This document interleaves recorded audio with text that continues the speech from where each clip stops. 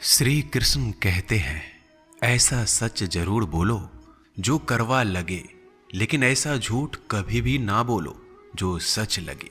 अपने जीवन में कभी भी ना किसी को आनंद में वचन दे, ना क्रोध में वचन दे, ना ही दुख में कभी निर्णय लें।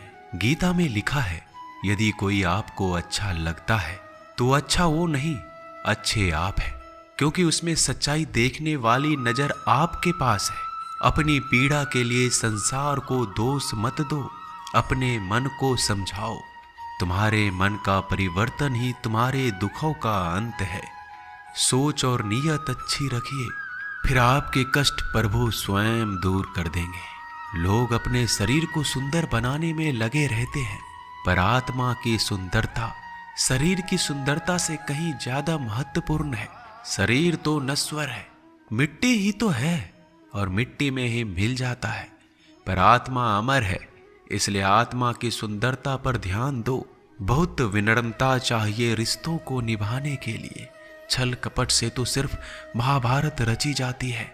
इंसान की सोच ही उसकी सबसे बड़ी पहचान है, वरना दुनिया में एक नाम के कई इंसान हैं।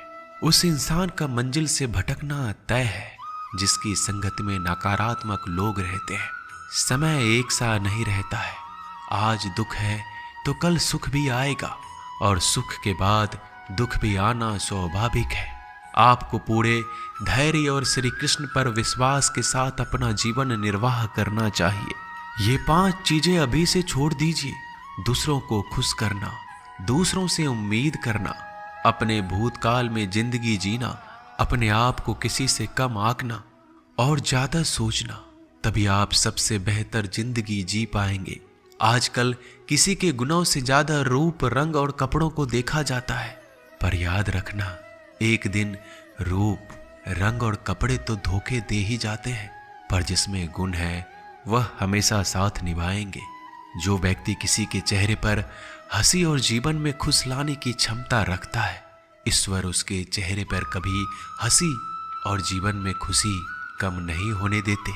जब धन कमाते हैं तो घर में चीजें आती हैं, लेकिन जब किसी का आशीर्वाद कमाते हैं तो धन के साथ खुशी, सेहत और प्यार भी आता है।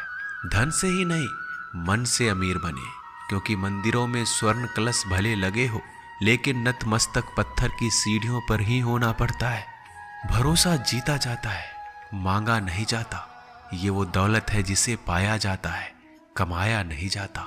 अगर कोई मनुष्य हमारे साथ बुरा कर रहा है तो उसे करने दो, यह उसका कर्म है और समय उसके कर्म का फल उसे जरूर देगा।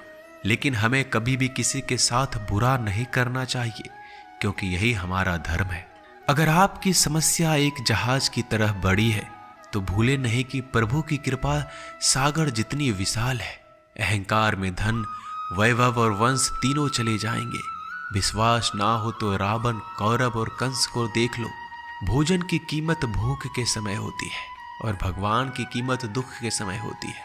इसलिए अंधकार में छाया, बुढ़ापे में काया और अंतकाल में माया किसी का साथ नहीं देती। श्री कृष्ण कहते हैं, क्षमा दुनिया का बहुत ही कीमती शब्द है, लेकिन इस क्षमा का कब कैसे इस्तेमाल करना है ये बहुत ही आवश्यक है। पहला, अगर आपसे कोई अपराध हो जाए तो तुरंत क्षमा मांगना चाहिए।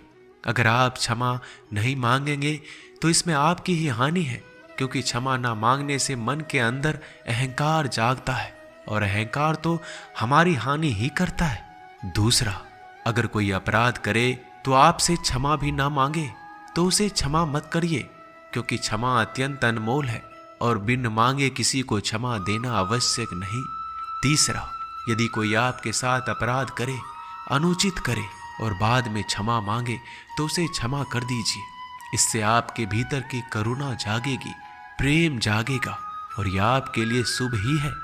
चौथा, अगर आप कोई अपराध कर दो तो क्षमा अवश्य मांगना, इससे आपको लाभ ही होगा, क्योंकि सामने वाले व्यक्ति आपको क्षमा करे या ना करे, आपके अंदर का अहंकार गिरता है और आपका मन अधिक निर्मल हो जाता है। श्री कृष्ण कहते हैं, जिसके साथ बात करने से ही खुशी दुगनी और दुख आधा हो जाए वो ही अपना है, बाकी तो बस दुनिया है। दुनिया के ये 4 स्थान जो कभी भरते नहीं, समुद्र, इच्छा का घड़ा, शमशान और मनुष्य का मन। कभी भी किसी भी रिश्ते का गलत इस्तेमाल मत करना, क्योंकि रिश्ते तो बहुत मिल जाएंगे, पर जिंदगी में अच्छे लोग बार बार नहीं आएंगे। बिना कुंडली मिलाए आजीवन चलने वाला एक अद्भुत संबंध केवल मित्रता है। यदि हमारी नीयत अच्छी और मकसद सही है तो किसी ना किसी रूप में ऊपर वाला भी हमारी मदद करता है। जब हम प्रार्थना करते हैं तो ईश्वर हमारे कहने से ज़्यादा सुनता है। जितना हम पूछते हैं उससे ज़्यादा जवाब देता है। जितना हम कल्पना करते हैं उससे ज़्यादा अपने समय में और अपने तरीके से देता है।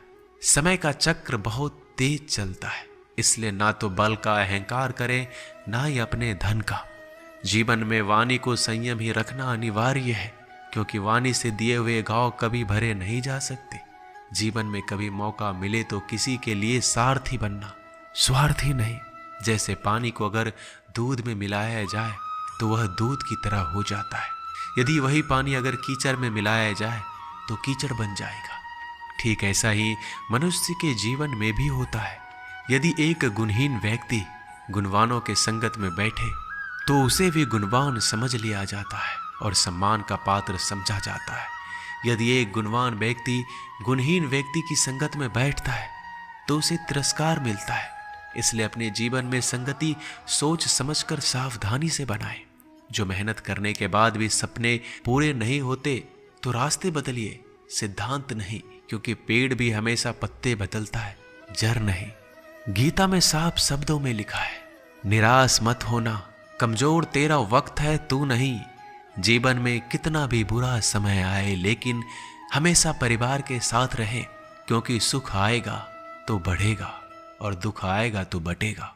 जब इच्छा की पूर्ति हो जाती है तो वो लोभ को जन्म देती है। जब तक वह संतुष्ट नहीं होता तो क्रोध जन्म होता है।